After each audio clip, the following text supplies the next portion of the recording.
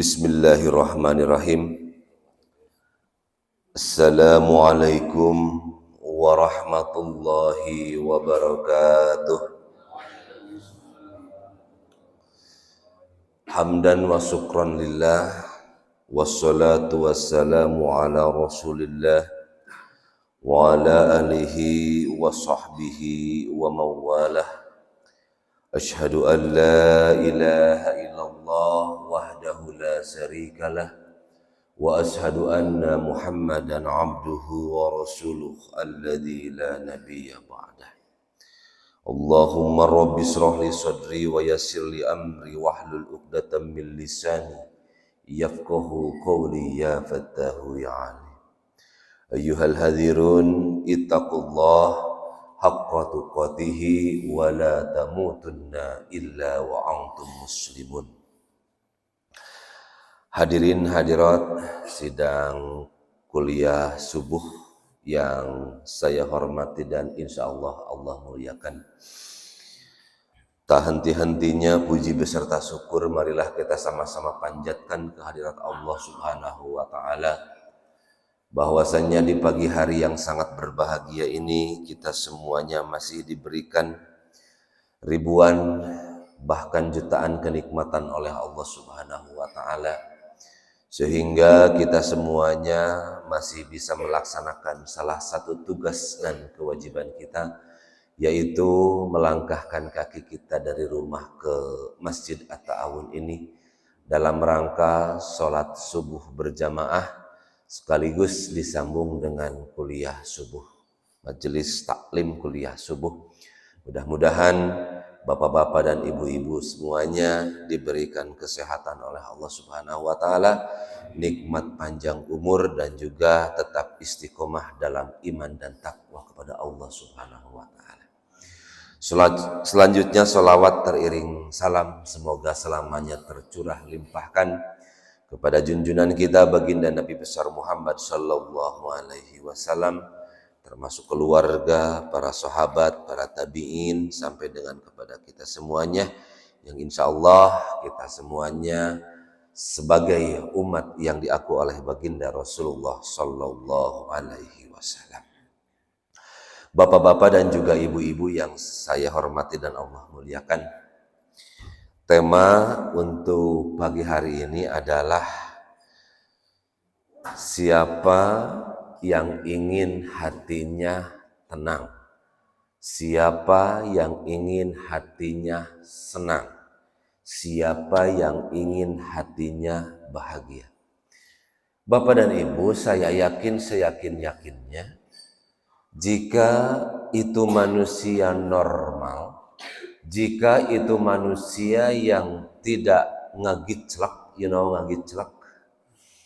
ngagiclek terhadap dengdek saeutik, itu pasti akan mendambakan yang namanya ketenangan, pasti akan mendambakan yang namanya kebahagiaan. Hanya orang-orang nu ngagiclek lah, hanya orang-orang yang dengdek saeutik lah yang tidak mau mendapatkan ketenangan. Bapak Ibu, jelema anu ngagiclek mah punten di tataranjang ti dieu ka hareup teu eraeun, teu hayang rasa senang. Teu hayangeun boga pajero, teu hayangeun boga imah 3 tingkat, da ngagiclek. Jadi lamun anu hayang senang, lamun hayang anu tenang, berarti eta cing cirining jelema normal, cing cirining jelema anu ajeg, anu henteu tigiclek. Bapak-bapak oge ibu-ibu anu pribados dipihormat, saya akan memakai dengan 2 pendekatan. Satu tentu saja pendekatan Al-Quran dan As-Sunnah. Yang kedua, saya akan memakai pendekatan dengan pendekatan psikologi. Ya, walaupun saya bukan sarjana psikologi, tapi paling tidak saya pernah beberapa literatur yang saya baca dan saya pelajari tentang psikologi ini. Bapak-bapak dan juga ibu-ibu yang dirahmati Allah Subhanahu wa Ta'ala, Yang pertama saya akan memakai dulu dengan pendekatan psikologi. Bahwa ada yang namanya Abraham Maslow. Abraham Maslow ini dia seorang psikolog asal Amerika Serikat. Dan ini bukunya cukup banyak. Kebanyakan berbahasa Inggris bukunya, tapi ada juga yang sudah diterjemahkan. Menurut si Abraham Maslow ini, seorang psikolog Amerika ini, ia mengupas tentang kebutuhan dasar manusia. Jadi kebutuhan teh kan, kamu ibu-ibu pasti arapal. Ada yang namanya kebutuhan primer, sekunder, tersier. Aya kebutuhan anu kacida butuhna, kacida pokokna. Aya anu lah sedeng, aya anu lah eta mah henteu oge teu naon aya gitu. Jadi primer, sekunder, tersier. Menurut Abraham Maslow, kebutuhan yang pertama adalah untuk manusia yang normal adalah kebutuhan fisiologis. Kebutuhan fisiologis itu adalah kebutuhan dasar. Eta mah kebutuhan anu dasar pisan, anu kudu aya. Apa yang disebut dengan kebutuhan fisiologis? Kebutuhan fisiologis itu seperti makan, minum, tidur, boga pamajikan, boga istri. Nah, itu kebutuhan fisiologis. Jadi kieu Pak Bu, lamun eueuh eta kemungkinan besar tidak bisa hidup gitu we. Itu yang namanya kebutuhan fisiologis. Dasar. Sok Pak Bu, Ibu tilu poe tilu peuting teu manggi dahar teu manggi nginum. Kira-kira leuleus atau mungkin bisa aja bisa maot. Teu dahar, teu nginum, tilu poe tilu peuting. Tapi kalau kita makan, kalau kita minum dengan apapun menu makanannya, pasti kita masih bisa bertahan hidup. Itu yang pertama. Yang kedua, kata si Maslow, kebutuhan keamanan. Bu, manusia butuh aman. Kunaon imah ibu di pagar tinggi-tinggi. Beusin lagi galalendeh deh. Untuk apa? Untuk keamanan. Ibu kunaon lamun rek sare malam-malam panto dikunci. Untuk apa? Keamanan.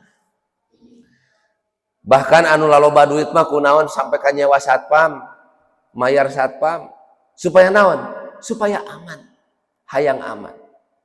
Jadi manusia kebutuhan dasar yang keduanya itu ingin dirinya itu lepas dari ancaman bahaya. Baik itu pencurian, pembunuhan, dan lain sebagainya. Itu kebutuhan dasar. Makanya ibu-ibu dan juga bapak-bapak yang dirahmati oleh Allah Subhanahu wa taala, lamun manusia sudah merasa aman, tenang hidupnya. Sok Bu, Ibu punten, gerbang terus dikunci. Panto terus dikunci. Kamar terus dikunci. Blek sare ngareunah teu? Ngareunah. Tapi lamun Ibu gerbang teu dikunci, Pak. Panto teu dikunci, kamar teu dikunci, di imah aya emas batangan 10 kilo. Kira-kira gegebegan moal? Gegebegan. Mantap kunci heula we. Keun masalah aya rampok jeung henteu mah eta mah urusan lain. Nu penting urang usaha heula. Jadi kebutuhan manusia itu butuh aman. Yang berikutnya, kata si Maslow, kebutuhan manusia yang ketiga adalah kebutuhan sosial. Ibu-ibu yang dirahmati Allah dan juga bapak-bapak, ingat manusia bukan makhluk individu. Saya contohkan begini. Ibu dina tangan nyepeng artos 200 juta. Tapi ibu jeung bapak cicing di leuweung geledegan. Naon leuweung geledegan? Hutan belantara. Bisa hidup moal? Moal. Dagosen oge moal daekeun. Boga duit ratusan juta, boga duit puluhan juta, bahkan miliaran, cicing di tempat anu eueuhna naon? Teu berlaku tak uang. Rek meuli dahareun ka mana da eueuh warung. Rek ngagosen kumaha ada eueuh HP. Percuma. Mantak Bu, tah ibu-ibu mah ayeuna keur ngajareritnya bunya. Beas mahal. Sabaraha Bu anu 17.000 nya. Sami Bu, istri pribados ge sami ngajerit eta teh. Ya, sada beas ayeuna mending 17.000 keun we. Nu penting mah aya beasna, aya keur meulina. Kitu we. Da ayeuna Bu, rek 17.000, rek 20.000, rek 50.000 sakilo, lamun eueuh keur meulina percuma. Atawa aya keur meulina tapi eueuh beasna percuma. Kan anu penting mah keur meulina aya, duitna aya, beasna oge aya beulieunana kitu we. Nah, jadi manusia adalah makhluk sosial. Tidak mungkin hidup sendiri. Atuh kieu we lah Pak Bu. Anu aya dina awak urang, baju urang, cik eta sabarapuluh jelema, 100 jelema anu terlibat. Bisa gitu ibu nyieun baju ti mimiti kapas nepi ka jadi baju, moal bisa. Di dinya aya petani kapas, di dinya aya nu terlibat supir, aya keneh, supir anu nganterkeunana ti kebon ka pabrik ku supir, da moal mungkin dipapanggul ku kuda. Kemudian karyawan pabrikna geus jadi benang tuluy jadi kain, geus jadi kain tuluy dijahit tukang jahitna. Cik sabarapuluh urang anu terlibat, bahkan 100 urang. Artinya manusia tidak mungkin hidup sendiri. Ayeuna beas Bu sok sanajan 17.000 eta sabaraha jelema anu terlibatna. Urang apal teu beas atawa sangu anu dituang ku urang eta beas ti mana, meunang ngarit saha, meunang ngaheler saha, ieu dibawana dina mobil saha, jam sabaraha, ku saha, moal apa. Artinya butuh manusia yang lain, butuh orang lain. Itu kebutuhan dasar yang ketiga. Kemudian kebutuhan dasar yang keempat, yaitu manusia itu menurut si Maslow butuh penghargaan diri. Tah, ieu Bu anu kadang-kadang ku urang sok siga anu teu butuh padahal eta teh butuh. Punten. Ibu-ibu lamun rek ka arisan, lamun rek ka ondangan, sok dangdan pasti osok. Lamun ibu eta dangdan jangan naon Bu. Abdi yakin seyakin-yakinnya butuh penghargaan diri. Ibu osok itu lamun arisan atau lamun reka mall atau lamun reka ondangan make baju daster anu geus soeh sabelah. Pernah? Alim dah pasti. Lantaran naon? Lantaran lamun ibu teu make baju anu pangmahalna moal aya penghargaan diri. Bapak-bapak punten sok hayang pa alus-alus motornya banyak. Untuk apa? Untuk penghargaan diri. Jadi manusia itu dihenteu-henteu butuh penghargaan diri. Makana sok aya nu kieu Pak Bu. Misalna urang berbuat baik ka hiji jalma. Kemudian si eta hiji jalma eta henteu berterima kasih ka urang, sok aya geremet. Aya. Mane teu nghargaan jelema teh ku urang geus dibere duit, ku urang geus dibere beas, ku urang geus dibere sagala rupa. Nah, mane teu nuhun-nuhun acan. Eta naon? Butuh penghargaan diri. Dalam teu butuh penghargaan diri, Bapak dan sinarang Ibu, antep weh. Rek berterima kasih, rek nuhun, rek teu nuhun, antep weh. Mantap, manusia butuh penghargaan diri. Jadi perasaan ingin dihormati, ingin dihargai, itu pasti butuh. Kunaon Bu lamun aya tamu agung, tamu istimewa, sok ayeuna tong jauh-jauh. Aya gubernur we ka dieu Pak Bu. Oh, pasti diharupkeun geus rayap polisi. Polisi, Satpol PP, naon deui? Satpam, geus rayap. Untuk apa itu? Untuk menghargai dirinya bahwa dia sebagai gubernur. Calikna oge Pak Bu, si gubernur matara disimpan di tukang di jojodong tara. Tapi disimpan oge panghareup na kursi anu panggaya-gaya. Lantaran naon? Penghargaan diri. Oh, gubernur. Beda jeung tukang macul Pak Bu. Tukang macul mah datang bisa diuk dirinya di juru di jojodong. Jadi penghargaan diri itu butuh pasti. Makana bohong Pak Bu lamun aya jelema anu kieu isi etanya mani teu nanya-nanya acan ka urang da urang mah sabenerna lain hayang dihargaan tah eta teh berarti hayang dihargaan. Jadi bohong lamun misalkan embung saya mah teu hayang dihargaan eta teh berarti hayang dihargaan. Lantaran naon? Eta mah sifat dasar Pak Bu. Ini ilmiah. Ini ilmiah. Si Abraham Maslow memang dia mengadakan penelitian di berbagai negara bahwa manusia itu pasti punya ingin dihormati, pasti ingin dihargai. Lantaran naon? Itu mah sifat dasar. Nah, ini pendekatannya psikologis. Lalu yang berikutnya Bapak Ibu, yang kelima, manusia itu butuh aktualisasi. Terang aktualisasi Bu. Ibu-ibu sok ngadamel aktualisasi. Aya sambal tomat, sambal aktualisasi. Tarasi. Terang tarasi Bu. Tarasi teh lamun si bapak sok ngasupkeun mobil karena tarasi. Garasi. Butuh aktualisasi diri. Ari aktualisasi diri teh Pak Bu, rasa eksistensi, aduh rada berat ya bahasananya. Eksistensi teh naon atuh? Keberadaan. Keberadaan diri.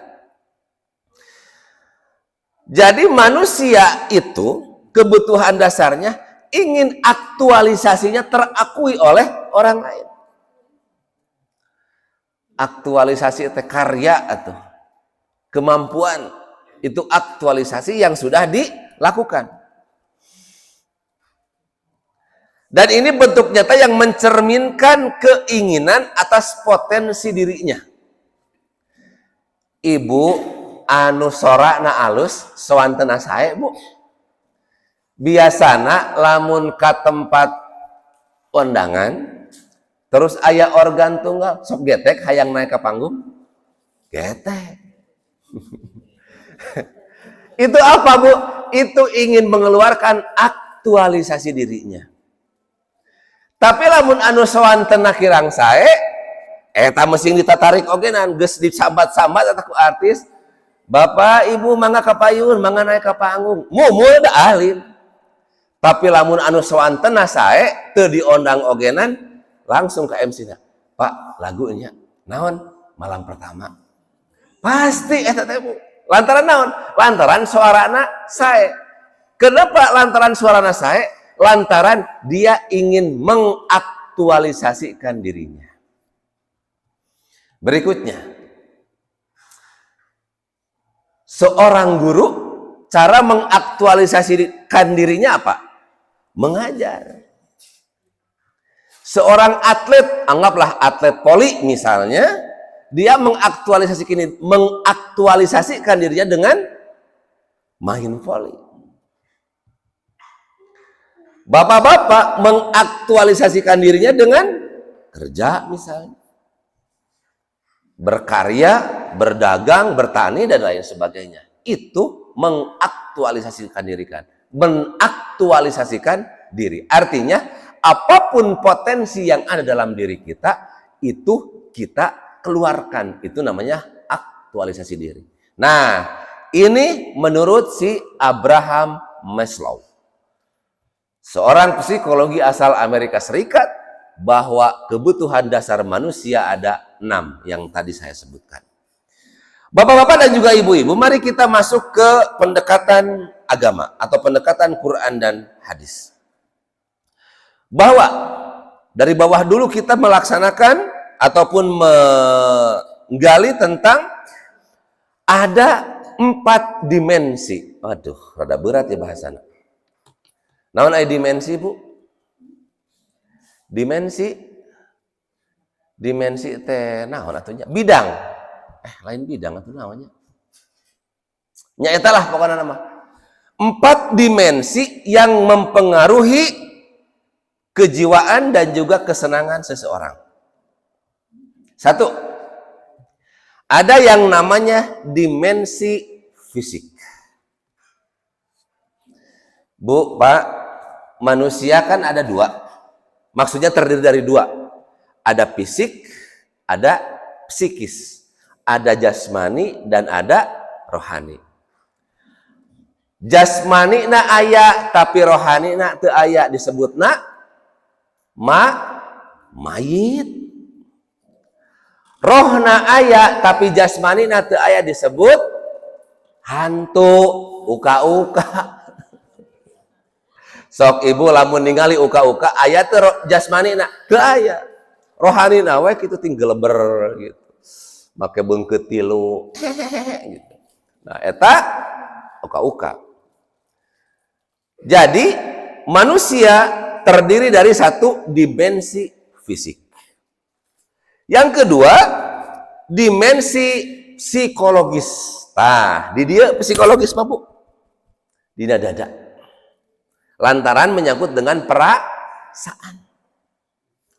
Yang ketiga, dimensi sosial. Nu tadi ku abdi disebutkeun jelema moal bisa hirup, moal bisa cicing lamun eueuh orang lain. Dan yang keempat, dimensi spiritual. Pak, Bu, lamun ibu geus stabil teh naon? Tidak goyang. Lamun geus tidak goyang dengan 4 dimensi tadi, saya yakinnya tenang hirup. Kita kupas satu persatu. Dimensi fisik. Alhamdulillah Pak, Bu. Urang sadayana di pasihan fisik normal. Di pasihan fisik tiluhur nepi ka handap teu aya anu ya ai rorombeheun mah normal lah wajar. Ai jerawat mah normal lah wajar. Tapi urang tidak ada hal-hal yang ya pun tentunya kan kadang-kadang ada saudara kita yang mungkin saudara-saudara kita yang kurang beruntung kakinya misalnya tidak utuh. Ada yang matanya punya tapi tidak bisa melihat saudara-saudara kita. Telinganya ada tapi tidak bisa mendengar. Termasuk Bapak dan Ibu, saya juga sekarang lagi diuji ini. Ini pengalaman keluarga saya pribadi. Kebetulan istri saya beberapa bulan terakhir kemarin dirawat di salah satu rumah sakit di Kota Bandung. Tidak terlalu parah sih, tapi di dalam Pak, penyakitnya di dalam yang menyerang saraf Pak RT. Setelah ditindak oleh medis di salah satu rumah sakit, arisi penyakitnya cager, tapi merembet karena yang lain. Salah satu saraf pendengarannya terganggu. Jadi Pak Bu, aduh abdi Pak RT, lamun di bumi teh kudu rada gogorowokan. Leres Pak. Ya Allah, ya, bukan protes ke Allah ya, bukan protes ke Allah. Saya yakin ini adalah ujian yang terbaik bagi saya, begitunya, untuk menguji kesabaran saya. Kadang-kadang upami naros kudu 2 kali. Dan ternyata Pak Bu, betul ya, ternyata sehat itu mahal. Alat pendengaran itu saran dari dokter yang buatan luar Pak RT. Itu harganya 17 juta Bu. Leutik atuh anu diasupkeun kana ieu geuning. Dikurilingkeun dilebetkeun kana ieu. 17 juta upami sabelah itu teh 9 juta kalau sebelah. Tapi kalau dua-duanya 17 juta. Aya sih anu 500.000 anu 1 juta ge aya gitu. Cuman nya karek 3 poe 4 poe geus ruksak gitu. Ternyata kata salah satu dokter saya, dokter spesialis THT, itu yang bagus itu buatan luar negeri 17 juta. Ayo cek abdi teh kieu Pak RT lah keun Bu ke deui lah. Ayeuna sementara mah urang gogorowokan we gitu. Nah, itu ujian kesabaran saya. Makana Bu, fisik tong disapirakeun. Tong disapirakeun jadi urang lamun tuang sing nyaah kana awak, ulah tuangan anu ngandung kolesterol, ulah tuangan anu ngandung kira-kira nyeri beteng, anu kira-kira pi gulaeun, naon pi gulaeun teh diabetes, ulah anu kira-kira pi darah tinggieun. Sing naon? Sing karunya ka awak urang. Dan ternyata Pak Bu, lamun geus diabetes, lamun geus darah tinggi, lamun geus kolesterol, aduh hese eta teh Pak. Hese. Butuh puluhan juta. Bahkan lamun anu geus parah mah harus transparansi pencakokan jantung, pencakokan pembuluh darah. Abdi gaduh tatanggi Pak. Di naon disebutna teh? Anu dilebetkeun ring jantung itu ternyata mahal Pak RT. Itu 40 juta Bu, satu ringnya kalau tanpa BPJS ya, itu 40 juta. Makanya aduh sehatnya mahal. Tah eta dimensi fisik mantakna fisik orang dimumule, naon dimumule teh dijaga, dipelihara ya, dimulai olahraga sing teratur dan lain sebagainya. Yang kedua, yang dimensi psikologis Bu, tah eta mah rada hese. Mantakna Bu, sok di urang ayeuna di Indonesia atau tong jauh-jauh di Indonesia, di urang we di Bandung. Rumah sakit fisik seueur. Oh, aya Hasan Sadikin, aya RSUD, aya AMC, aya naon deui? Eta rumah sakit naon?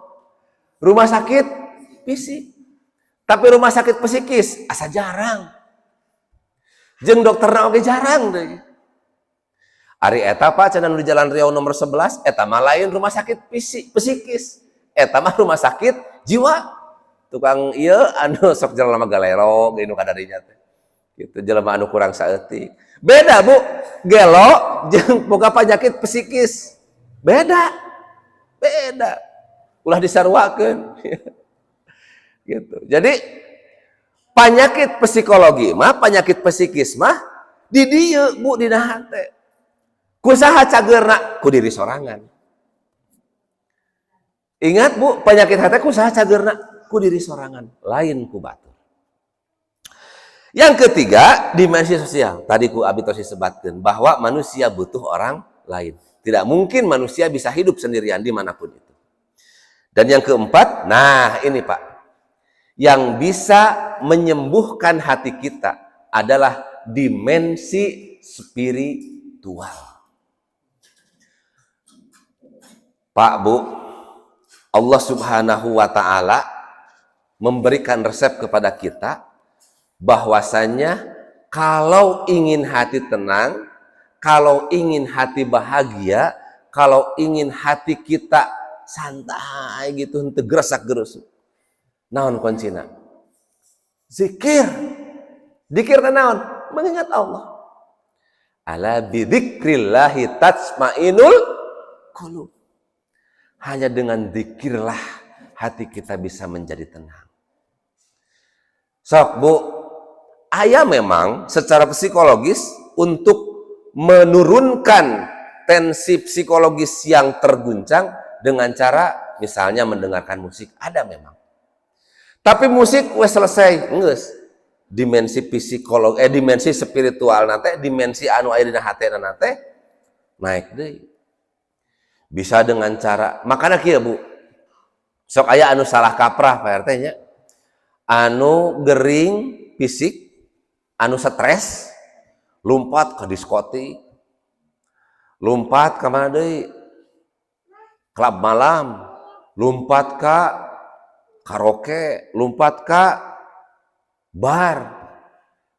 Eta teh hayang naon? Hayang tenang hatena, ngan salah alamat. Memang Bu, di antara beberapa orang, ya ini kajian psikologis, ada memang beberapa orang yang ketika misalkan mendengarkan musik dengan keras itu bisa turun, tapi sehari tahun, naon sehari tahun teh? Sesaat balik we ti diskotik, geus pusingna aya deui, stresna datang deui. Tapi lamun misalna urang keur stres, urang keur loba ka pusing, datang ke majelis taklim, datang ke masjid, datang ke tempat pengajian. Bu, insya Allah pasti tah nusuk kana hate. Lantaran naon? Janji Allah eta mah. Makana kada ibu ulah salah alamat, aing keur loba kapusing, indit ka diskotik. Jangan, itu salah alamat. Tapi lamun ibu keur pararusing, ambil Quran, baca-baca buku-buku atau kitab-kitab yang Islami, kitab-kitab yang memang bisa menurunkan tensi stres ibu. Angkat ke tempat-tempat majelis taklim, sholat. Itu bisa menurunkan tensi dan itu permanen. Kenapa, Bu? Punten, abdi kantos belajar hipnotis, Pak, Bu. Abdi tiasa ngahipnotis beberapa orang di sini, tapi moal sulap di dia. Ternyata, Bu, yang namanya otak itu ada dua. Ada yang namanya otak sadar, ada yang namanya otak bawah sadar. Dan ternyata grafiknya itu, kurvanya itu, Pak, Bu, itu seperti gunung es. Ternyata alam sadar itu hanya pucuk wungkul. Jadi ternyata yang paling besar itu adalah alam bawah sadar. Makanya, Bu, lamun anu cenah kantos leungit artos dihipnotis gitu. Berarti ibu tah eta alam bawah sadarna eta keur kaganggu. Da gampang ngahipnotis mah, Bu. Lihat mata saya. Lihat mata saya. Lihat ada sebuah titik di dalam tangan saya. Bayangkan titik itu menjadi besar, menjadi besar, menjadi besar. Sare eta, Bu. Lamun si anu kejiwaanna keur kosong atulah lamun cek bahasa urang. Dan tentu saja tidak semua dihipnotis, Pak, Bu. Saya pernah memberikan materi di salah satu perguruan tinggi, di salah satu kampus. Tentang itu, tentang psikologis. Duka meureun keur gagal ya.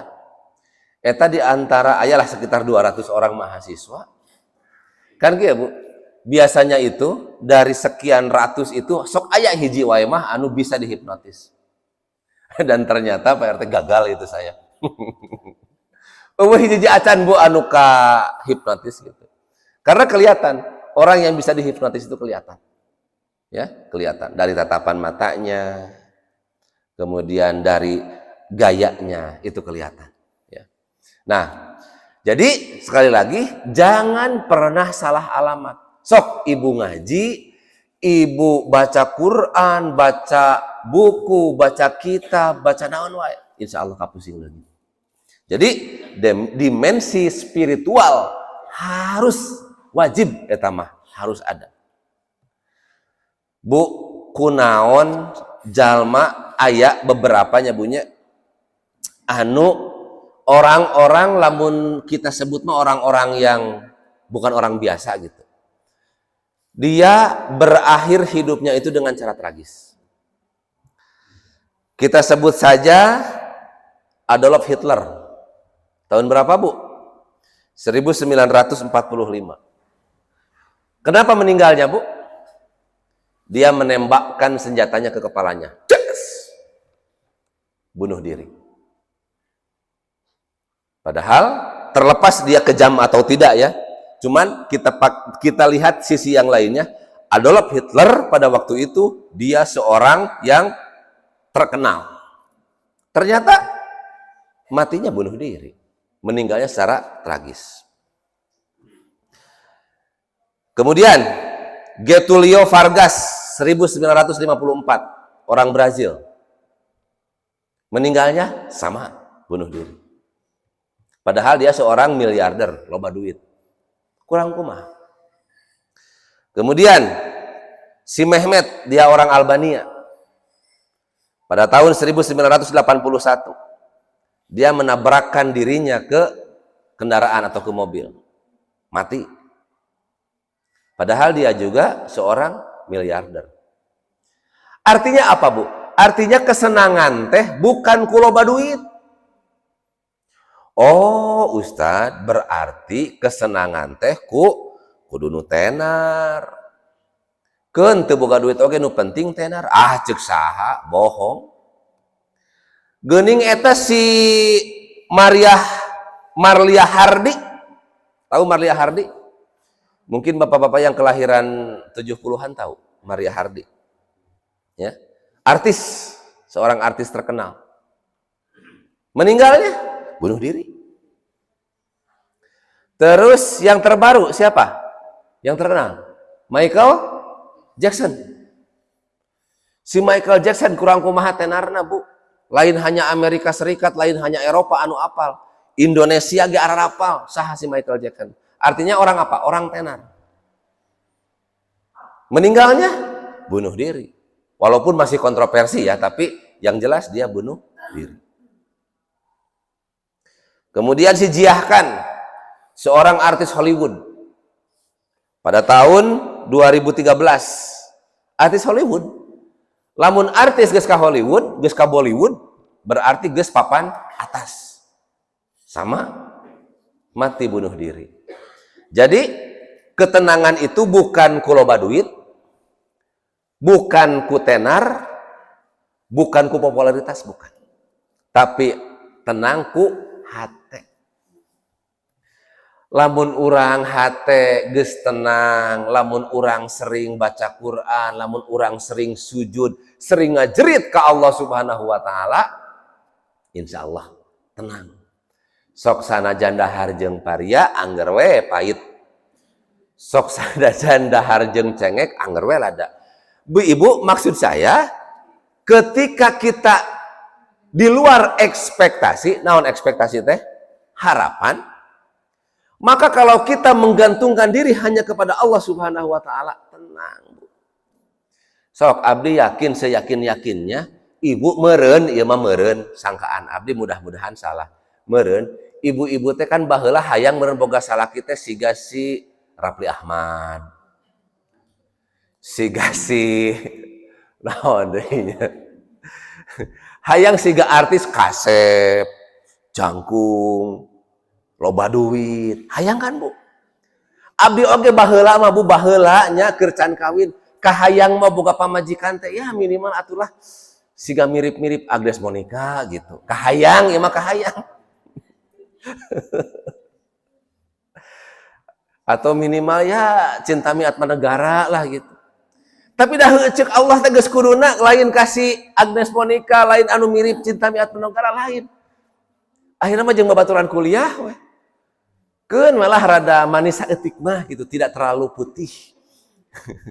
Bu, kan saya mah seorang pendidik ya, seorang guru, jadi kudu halus.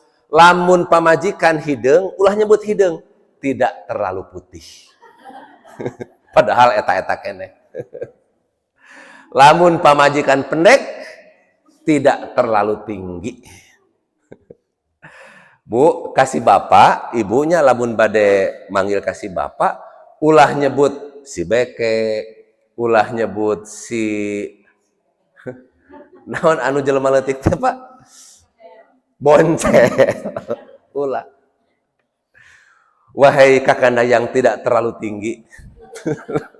Padahal itu sebetulnya mah hai pendek ka dieu gitulah muncul bahasa kasar. Nah, jadi bahasa pilihan atau diksi katanya harus dipilih ya. Nah, jadi walaupun tidak sesuai ekspektasi, pamajikan saya ayeuna tidak sesuai harapan saya siga si tidak secantik si Agnes Monica, disyukuri we Pak, Bu. Alhamdulillah ya Allah, beribu-ribu bintang di langit, hanya satu yang aku lihat. Beribu-ribu wanita cantik, hanya satu yang aku cinta. Ibu oge ka bapak, ka suami, lamun misalnya tidak sesuai ekspektasi, sing yakin Pak, Bu, bahwa suami ibu teh adalah laki-laki paling tampan sedunia. Laki-laki paling ganteng sedunia, laki-laki paling gagah sedunia. Allah si Rafli Ahmad melewat, Bu. Lewat pokoknya mah kajian kumaha oge, suami ibu adalah suami tertampan, suami tercakep, suami terganteng sedunia ini. Begitu pula bapak-bapak ketika melihat istri, istriku adalah Sri Kandiku. Tidak ada lagi wanita yang paling cantik di dunia ini, hanya istriku tersayang. Tah sing bisa gitu.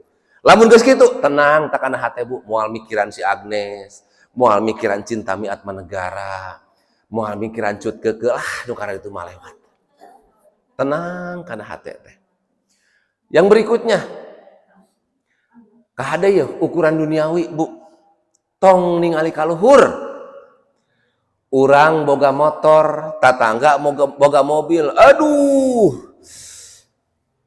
Bapak, Ibu kasalaki kacaroge, mikir atuh. Tuh tetangga mah geus boga mobil, aya urang motor wae. Bu, teu kenging kitu. Tetangga urang anu boga mobil cantang tuh senang siga urang. Cantang tuh tenang siga urang. Buat teuing hatena mah jauh lebih tenang dibanding urang. Sok anu boga mobil mah Bu, Pak, kudu mayar pajak nanti gede. Kemudian lamun ka mana-mana bensinna oge 3 kali lipat tina motor. Lamun ngebersihan ogenan mobil mah 45.000, motor mangan 15.000. Tenang kana hate.